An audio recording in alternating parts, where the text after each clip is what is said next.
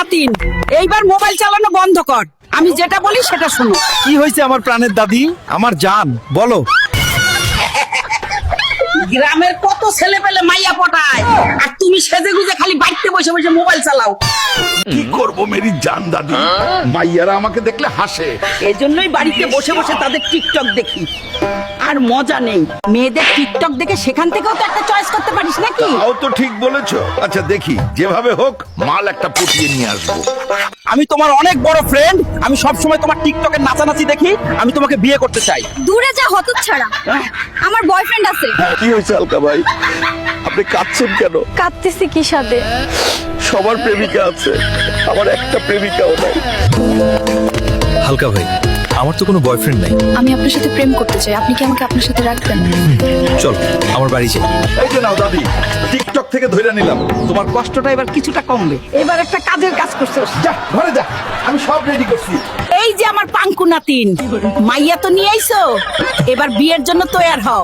আচ্ছা দাদি, এখন আমাকে কি করতে হবে বলো? মেয়ের বাবা মায়ের কাছে প্রস্তাব নিয়ে যা আমার পাঙ্কু নাতিন।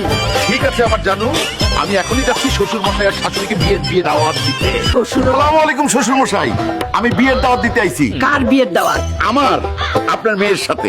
এই ছেলেটা মিষ্টি কথা কয়। শ্বশুর মশাই আর শাশুড়ি আম্মাকে পটিয়ে ফেলেছি, এবার বিয়া ফাইনাল। দাদি আমি আইতাছি। দাদি, শ্বশুর মশাই আর শাশুড়ি আম্মাকে পটিয়ে ফেলেছি। তুমি বিয়ের প্রস্তুতি কাজ শুরু করো, কালকেই বিয়ে করব। ওই মাইয়া, তোর বাবা মা কই? এখন পর্যন্ত আসলো না কেন? আমি কত কষ্ট করে বিয়ের দাওয়াত দিলাম, আর তোর বাপ মার খবর নাই। আমি কি করলাম? আব্বু, আম্মু, তোমরা কই? আমার তো বিয়ে হয়ে গেল। এদিকে তোমার জামাই তো অনেক রাগ করতেছে, প্লিজ তাড়াতাড়ি আইসো। কি গো জামাই, তুমি এত রাগ করতেছো কেন? গাড়ি দিয়ে আসতে তো সময় লাগে, তাই না? আচ্ছা আচ্ছা, এখন বিয়ের কাজ শুরু করো। বিয়ের কাজ শুরু করো। দাঁড়ান শ্বশুর মশাই, মাইয়া হয়েছে টিকটকার।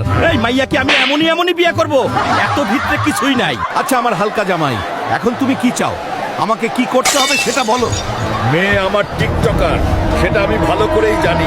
মাইয়া আমি ফিরি নিব না, আমাকে ওর চড়া মূল্য দিতে হবে, তা না হলে আমি এই বিয়ে করব না। এই যে নাও হালকা জামাই, আমার মেয়ের বিয়ের জন্য তোমাকে যৌতুক হিসেবে এই সাইকেলটা দিলাম। মাদারের বাচ্চা শ্বশুর, সাইকেল দিয়ে আমি কি করব?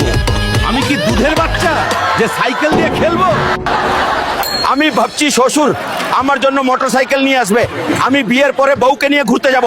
শালার সবকিছুই মাটি। বন্ধুরা তোমরা বলো, আমার শ্বশুর মশাইকে কি করা উচিত? কমেন্ট বক্সে বলো, আর চ্যানেলটি সাবস্ক্রাইব করো। দেখা হচ্ছে পরের এপিসোডে।